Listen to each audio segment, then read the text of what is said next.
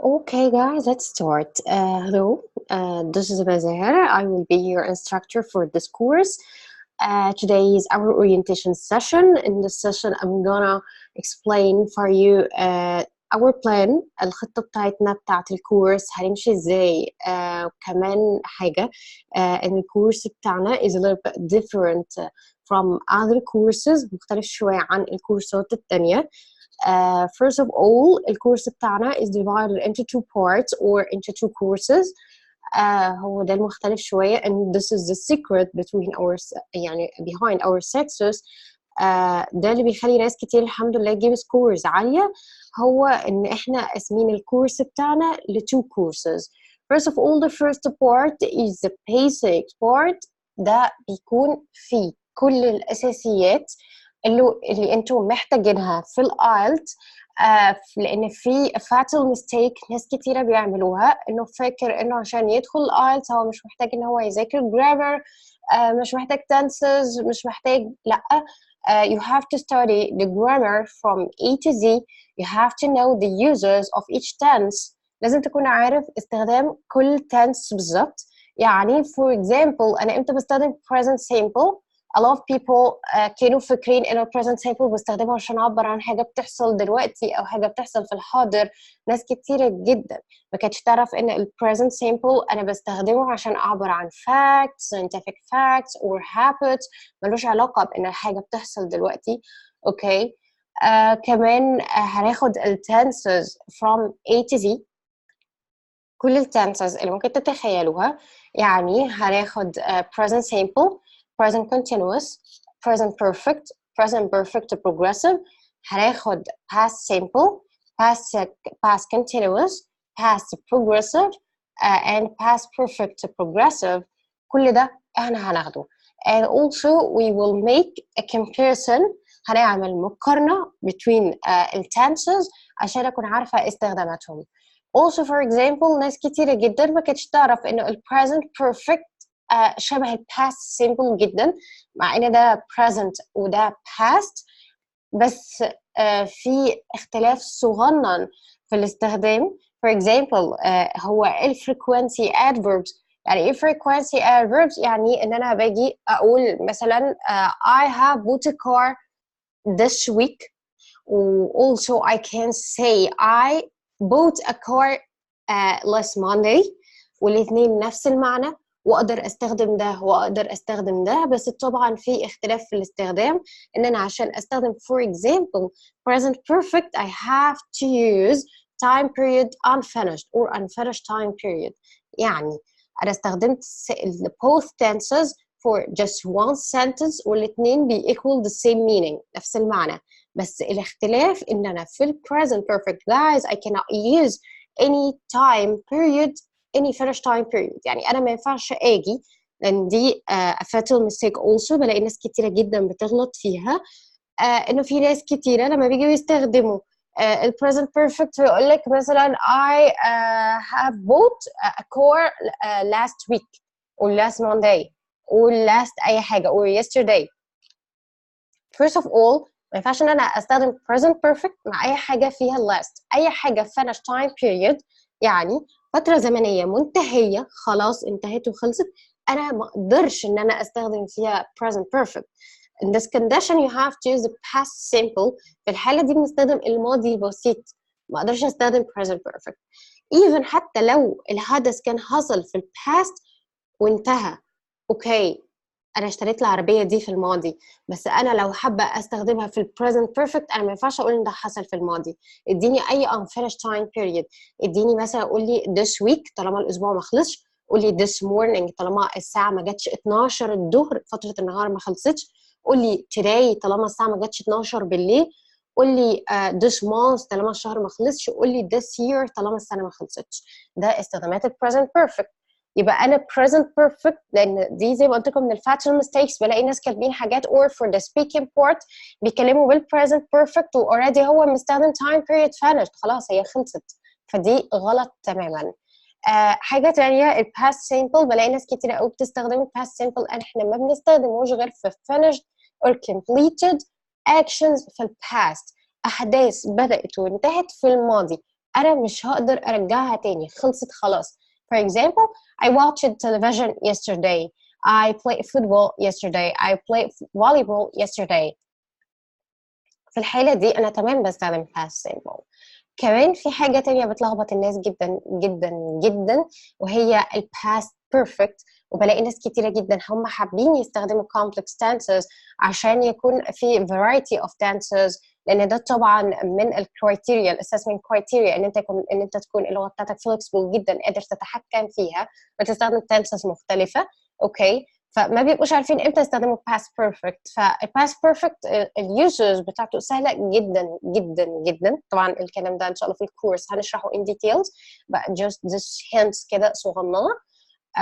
الpast perfect انا بستخدمه في حاله ان انا عندي two incidents في الباست، حدثين حصلوا في الماضي وانتهوا. في first incident في حدث حصل الاول، وفي second incident في حدث حصل التاني. بستخدم الباست بيرفكت في حالة إن أنا عايزة أأكد إن الحدث ده حصل قبل ده في الباست. يبقى الباست بيرفكت أنا بستخدمه for the first completed action. أوكي، الحدث اللي حصل في الأول وانتهى. For example, before I went out I had eaten my lunch.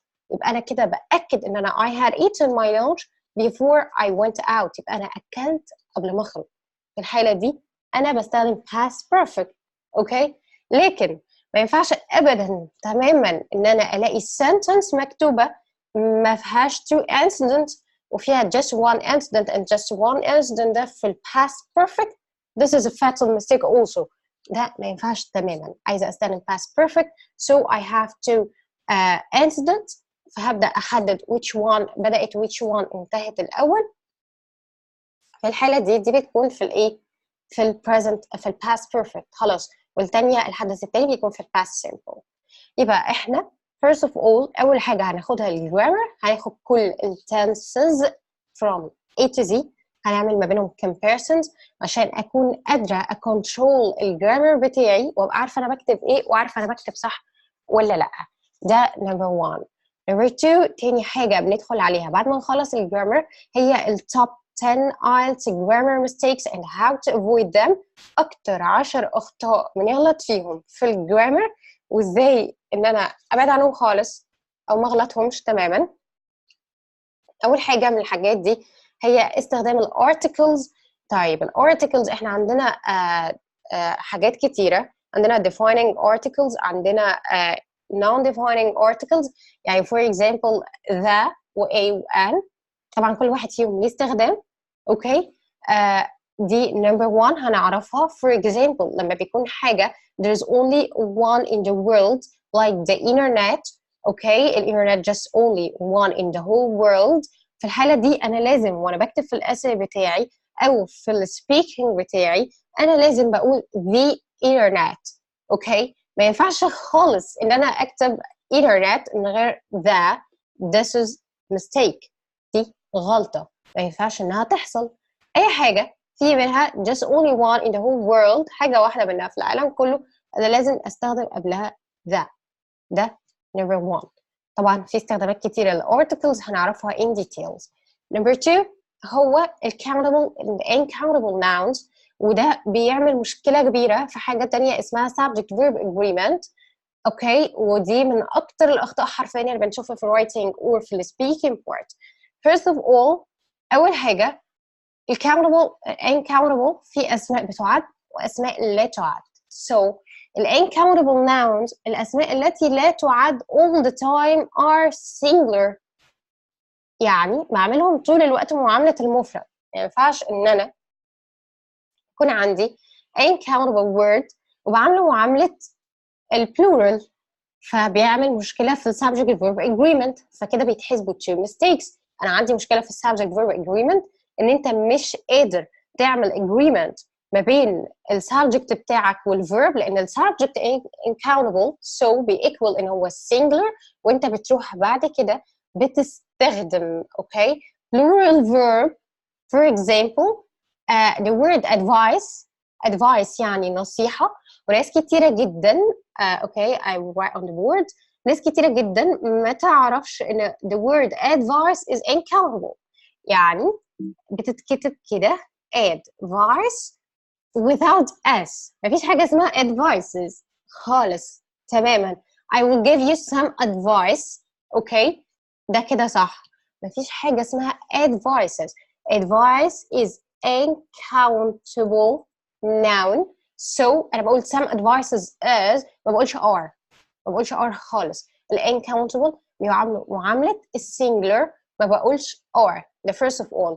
في ناس كتيرة جدا ما تعرفش، لأن بشوف مثلا on Facebook أو even في writing أو في speaking ناس كتيرة جدا بتقول مثلا I will advise you، فبيكتب كده advice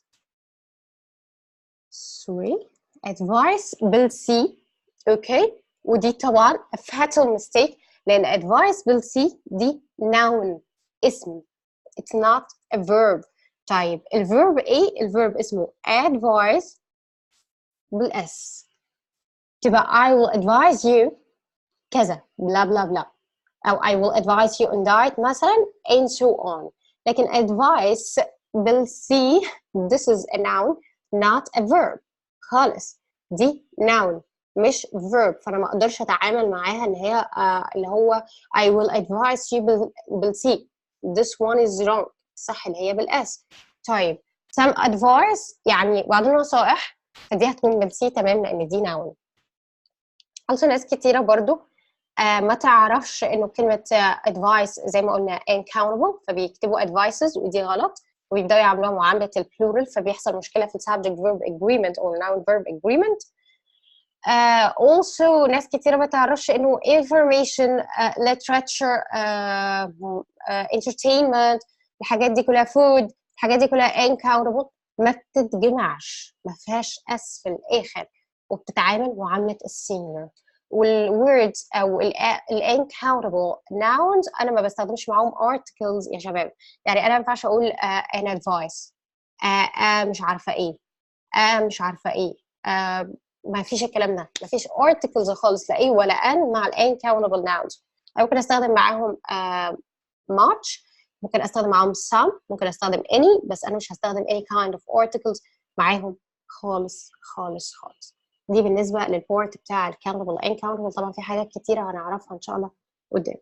ده number one. number two بعد كده طبعا بيكون عندنا حاجات كتيرة قوي بتغلطوا فيها، زي ما قلنا الارتكلز وده والcountable والuncountable، وده طبعا بيترتب على حاجات كتيرة. ثالث حاجة عندنا حاجة اسمها subject verb agreement. It's an agreement between the verb and the noun. يكون زي اتفاقية كده ما بين الverb والnoun. يعني أنا عندي لو الnoun singular فلازم الverb يكون singular، بس في حاجات بتاخد for example along with or as well as and so on either or neither nor. في حاجات بتاخد ال conjugation التصريف بتاع ال second name. يعني لو أنا ال first name عندي singular وال second name عندي plural، فأنا في حاجات هنعرفها in details بتاخد تصريف الاسم التاني، فتبقى مضطر إن أنت تكتبها plural not singular، والعكس صحيح إن ال first word هتكون plural وال second word هتكون singular، فأنت هتعملها معاملة السنجلر، ماليش دعوة بال first name، أنا ليا دعوة بال second name only and so on. طبعا في mistakes كتيرة، في 10 IELTS grammar mistakes هنعرفها، من ضمنهم ال prepositions، لأن ناس كتيرة أوي بتغلط في ال prepositions، فبرضه هنعرفهم in details. تاني حاجة بعد ما نخلص البورت بتاع الجرامر والكلام ده كله وال IELTS top 10 grammar mistakes and how to avoid them، في 100 writing mistakes دول بيكونوا في كتاب كده صغنون، هتاخدوهم عشان تعرفوا أكتر 100 خطأ بتغلطوا فيهم في الرايتنج. اوكي جايز لأنه في ناس كتيرة قوي بتبقى confused ما بين some words بيكونوا شبه بعض بيكتبوهم غلط، في حروف معينة بتتكتب غلط like the word accommodation all the time was double M or occurred. okay and so on. في حاجات كتيرة قوي هنعرفها إن شاء الله. ده number one. number two ال second step في الكورس بتاعنا بتكون and this is my love، يعني أحلى part في الكورس، ال sentence structures. إيه هي ال sentence structures؟ ال sentence structures إن أنا إزاي أعرف أصلاً الكومبوننتس بتاعة السنتنس الطبيعية، لأن في ناس كتير لما بتيجي تقولي مثلا أنا هبة لما بتكلم الناس بتقولي إن أنا كلام ملوش معنى. أوكي يعني it doesn't make sense، إحنا مش فاهمين أنت بتقول إيه. ده طبعا لان بيبقى فيه كومبوننت من الكومبوننتس بتاعه السنتنس رايحه مش موجوده، وده طبعا a fatal mistake. في components اساسيه عندي للسنتنس. السيمبل sentence اللي هي independent clause هي اللي هي mainly الاساس عندي في السنتنس، ده الاساس. حابه بقى اخليها compound or complex، هنبدا نتعامل معاها معاملات تانية عشان نعرف نخليها compound or complex. في writing part you have to use complex sentences and you have to avoid the simple sentence. انت لازم all the time بتكتب complex، مش all the time قوي يعني، بس يعني احنا بنتكلم في 70% of your writing المفروض تكون must be in complex sentences. اوكي، وفي الحاله دي طبعا بيكون في رولز كتيره البانكتويشن ماركس. هنحاول يبقى في variety of sentences. انت لازم توريهم في الامتحان ان انت قادر ان انت تتحكم في لغتك. يعني انا بكتب maybe just one simple sentence then I will go smoothly to compound and then I will go smoothly also to complex sentence. smoothly يعني بسلاسة ببساطة. لازم أحسسه إن أنا قادرة جدا control my language، إن أنا قادرة أتحكم في كتابتي وقادرة أتحكم في اللغة بتاعتي. كمان هنتعلم إزاي نكتب compound complex. يعني إحنا هناخد في sentence structure simple sentence dependent clause إزاي أكتب compound، إزاي أكتب complex، إزاي أكتب compound complex. طبعا الرولز بتاعتهم كلها دي اللي احنا هناخدها بعد الايه، بعد الجرامر والايلتس توب 10 جرامر ميستيكس. بعد كده هنروح لستاب مهمه جدا جدا جدا هي البنكتويشن ماركس. البنكتويشن ماركس انا عندي لان انا بعد كده بعد فتره ما اكتشفت ان كل الناس بتستخدم commas only في الرايتنج، وده طبعا مش صح خالص. يعني ده مش صح تماما، ما ينفعش خالص ان انا اكتب all the time commas. For example انا لو جيت وقلت احمد is happy comma his mother is happy. تعالوا كده نشوف this sentence مع بعض. أحمد is happy, comma his mother is happy, comma everyone is happy. دي simple sentences كده for example بسيط كده. أنا دي اسمها run-on sentence. دي اسمها إيه؟ اسمها run-on sentence. ما ينفعش خالص لأن دي complete sentence and this is also a complete sentence and this is also a complete sentence وأنا رابطة ما بينهم بكامز. ده طبعا عمره ما هينفع إن أنا أربط بينهم بكامز خالص، عشان كده اسمها run-on sentence. وهنعرف تصحيح السنتنس دي إيه إن شاء الله بعد كده في punctuation marks. هنا أنا ما ينفعش أستخدم كامز تمام. الكوماز كمان ليها 5 types لازم تكونوا عارفينها. عندنا حاجه اسمها inserter، عندنا حاجه اسمها inserted comma if you are inserting details about the person that you are talking about أو about anything you are talking about، مش لازم someone or person. عندنا حاجه اسمها introducer comma، عندنا quotation comma، عندنا حاجات كتيره جدا لازم تكونوا عارفينها. كمان في tag commas، في حاجات هم 5 types لازم نكون عارفينهم in details وبستخدمهم ازاي. تاني حاجة اسمها semi colons، والsemi colons هي الكاما اللي عليها full stop من فوق، اسمها بالعربي فاصلة منقوطة، ودي ليها استخدامات مهمة جدا جدا جدا especially مع ال independent clauses. اوكي مهمة جدا جدا جدا. even حتى لو انا بكتب two independent clauses وهحط في النص connector زي in fact أو however أو moreover or consequently. So it must be preceded أو قبل الكونكتور اللي أنا بقوله بيبقى فيه قبله semicolon and it must be preceded by comma. طبعا الكلام ده كله إن شاء الله هنعرفه in details. عندنا كمان الcolons، عندنا الquotation marks، والquotation marks ما بيختصرش استخدامها على إن أنا حد بيقول quotation وأنا بحط quotation marks، لا خالص.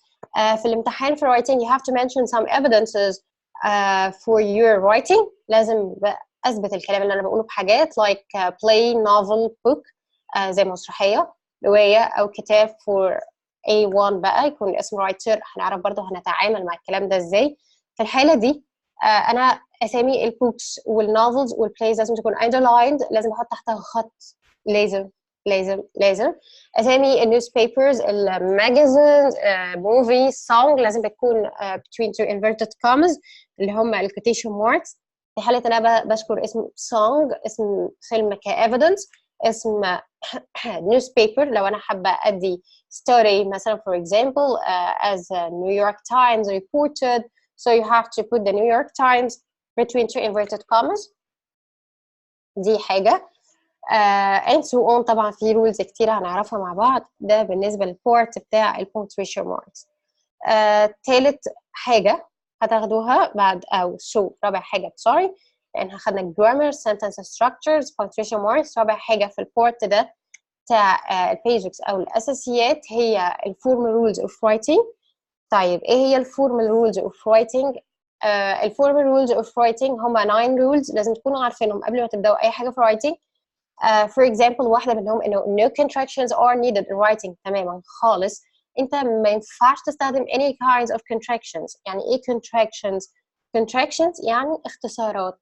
طيب يعني ايه اختصارات؟ for example انا في writing ما ينفعش ان انا في writing part انا ما ينفعش ان انا اكتب isn't didn't aren't can't. طيب امال اكتب ايه؟ اكتب is not did not are not cannot. وخلي بالكم من حاجه لان ناس كتير قوي بتغلط فيها انه cannot is just one word not two separated words. cannot word كلمه واحده على بعضها can و not الاثنين مع بعض مش two separated words خالص. ده بالنسبه للرولز. طبعا هتاخدوا حاجات تانية كتيره هنعرفها مع بعض منها ان احنا don't exaggerate avoid الكليشيه. حاجات تانية بقى كتيرة هنعرفها don't use a second personal pronouns. ممنوع خالص في الامتحان انت تستخدم لا you ولا your ولا yours because you are addressing the examiner. وانك تستخدم حاجة زي كده في الامتحان غلط تماما. ده البارت الاولاني. ده السايك بيخلص في 3 sessions or 4 sessions ان شاء الله. بعد كده هندخل على the most important part in our course وهو ال IELTS. طيب ايه لازمة البارت الاولاني؟ في حاجة لازم تكونوا عارفينها انه even مهما كان مستوى الشخص اللي بيتعامل مع ال IELTS B2 او اي حاجة او كان advanced او اي حاجة، فانتوا بيكون عندكم يا جماعة مشاكل في الاساسيات انتوا ما بتبقوش عارفينها، ودي بتبقى سر الويكنس بوينتس عندكم. يعني انا بكتب حلو جدا وعندي ايدياز وبكتب وبلا بلا بلا بس انا ستيل بجيب 6 5.5 ما بطلعش خالص ل 7. ده بسبب انه في شويه حاجات غلط في الاساسيات maybe in the grammar part maybe في punctuation marks. هنعرف عشان كده احنا الكورس بتاعنا is designed to cover all the parts مهما كان المستوى. اذا كان المستوى قليل اذا كان المستوى عالي فهو مفيد بالنسبه لكل المستويات all the levels. تعالوا بعد كده نروح للبورت المهم وهو ال IELTS نفسه. اول حاجه ببدا بيها الكورس هو الرايتنج بورت. طبعا احنا عندنا في writing 2 tasks task 1 و task 2. بيختلفوا في task 1 ما بين general and academic. الجنرال task 1 بيكون عندهم letters. letters دي divided into 3 types of letters. احنا عندنا formal informal semi formal. for the academic الacademic بيكون عندهم by chart line graph tables process الكلام ده كله. طبعا بالنسبه للجنرال بنعمل مع بعض بخلي كل واحد يعمل التمبلت بتاعته بعد ما بشرح طبعا التاسك طبعا بيكون 20 minutes 20 دقيقه. من وقت ان انت بتقرا التاسك وبتبدا تحل فانت معاك تقريبا 15 minutes بالظبط 15 دقيقه بالظبط ربع ساعه ان انت تكتب التاسك بتاعك at least 150 words على الاقل 150 كلمه. ولما يقول لك at least ما تكتبلوش 150 كلمه وتسكت، دي غلطه كبيره جدا. احنا بنكتب from 180 to 190 عشان اكون في السيف سايد. هو بيقول لك على الاقل فانت ما تكتبلوش على الاقل، هو اقل حاجه هو طالبها فانا قوم كاتبه له 150 كلمه ومساواه. ده طبعا غلط تماما for both academic or general. بنتمرن كتير جدا بحيث انه طبعا بعد ما بتاخدوا الاستراتيجيز والتكنيكس والتابس اند تريكس بنتمرن كتير جدا بحيث ان انتوا خلاص كل واحد بيكون داخل الامتحان عارف ان هو لو جاله فورمال انا هكتب كذا كذا كذا، لو انفورمال هنكتب كذا، لو سيمي فورمال هنكتب كذا. بيكون في طبعا اوبشنز كتيره بخلي كل واحد يعمل التمبلت بتاعته، لانه ما ينفعش انه كله يكون حافظ نفس الحاجه او كله يكون عارف نفس الحاجه او كله يكون بيكتب نفس الكلام في الامتحان. طبعا بيعرفوا انه ميمورايزد وبتنقصوا، فانا بخلي كل واحد يعمل التمبلت بتاعته من الاوبشنز اللي انا ببقى حاطها لكم في الورق. بالنسبه للاكاديميك بورت بنتمرن على كل التاسك، بنحل مع بعض بروسيس، بنحل تيبلز، بنحل باي تشارت لاين جراف، كل ده بيتحل وبنعرف التكنيكس بتاعته بحيث ان احنا نكون عارفين، وناخد طبعا vocabulary عشان to enhance الابيليتي بتاعتنا او الليكسيكال ريسورسز ان انا اكون قادره اتعامل بسهوله مع الكلام ده. نيجي للسكند تاسك او تاسك 2. وده عليه 70% من درجاتكم في الامتحان. تاسك 1 عليه 30%، تاسك 2 عليه 70% من درجاتكم في الامتحان. وده اهم بورت بالنسبه لنا. البورت ده بيكون فيه essays. هنكتب اقل حاجه 250 كلمه 250 words. طبعا مش هنكتب 250 بالظبط، هنكتب اكتر. محتاج ان انا اكتب طبعا في انواع كتيره من الاسز. عندنا argumentative essay, persuasive essay, cause and effect. وكل واحد من دول بيبقى تحتيه كذا نوع تاني زي الادفانتج disadvantage.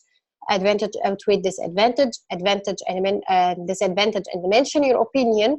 اوكي. عندنا كمان what's your opinion, to what extent you agree or disagree and so on, او is it negative or positive. عندنا problem and solution, cause and effect and so on. هنكتب كل انواع التاسكس دي مع بعض. كل نوع من اللي انا قلته هنكتبهم مع بعض وهيكون عليه essay, assignment. طبعا بشرح لكم التكست والتريكس والتابس بتاعته والاستراتيجي بتاعتنا اللي احنا بنكون ماشيين بيها. هنحل كل انواع الاسس دي مع بعض. هتعرفوا ازاي تتعاملوا مع السؤال في الامتحان كويس جدا جدا. بعد ما نحل كل انواع الاسس دي مع بعض، بعد كل نوع بيكون فيه assignment it's like homework، يعني homework بيتحل وبيتكتب وبيتبعت لي قبل السيشن اللي بعدها عشان يتصحح، وبتاخد درجاتك بتعرف الويكنس بوينتس بتاعتك فين. اوكي and so on. طبعا بالنسبه للرايتنج عشان تكونوا فاهمين، الاسسمنت في الرايتنج بيكون على اساس 4 حاجات. اول حاجه اسمها التاسك ريسبونس، ودي من اكتر الحاجات اللي بتضيع الناس. task achievement or task response or task fulfillment، ده اكتر حاجه بتضيع الناس. task response ان هو بيكون طالب منك حاجه معينه في التست او في الامتحان وانت بتكتب حاجه تانية خالص، او هو الراجل بيكون بيتكلم، الاكزامينر بيكون بيتكلم في point وانت you are straying from the topic، انت بتتكلم في حته تانية خالص، وده طبعا بيضيع حاجات كتيره. وطبعا task response في حاجات كتيره قوي هتتشرح بعد كده عشان تكونوا عارفينها. task response عليه 25% من درجاتكم في الرايتنج task 1 ودرجات task 2. طيب بعد التاسك response عندي حاجه مهمه جدا اسمها cohesion and coherence. الcohesion والcoherence دول عليهم 25% من درجاتكم في الرايتنج. الكوهيجن هو استخدامكم للكوهيجن ديفايسز، يعني ان انا بستخدم linking words, subordinating linking words والكلام ده كله. يعني بستخدم however, although, consequently, moreover, in addition، بس بطريقه معينه تكون moderate معتدل. don't overuse them. الكوهيجن بتحقق لي حاجه اسمها coherence. والcoherence هو الوحده بتاعه الاساينمنت او سوري الاساي بتاعي، التماسك بتاعه. انه انت لازم كل فكره بتسلم الثانيه smoothly. يعني الاكزامينر وهو بيقرا لازم يكون حاسس بالسيكونس، الترتيبات او ترتيب الاحداث في الاساي. ودي من اكتر الحاجات اللي بتنقص ناس كتيره جدا.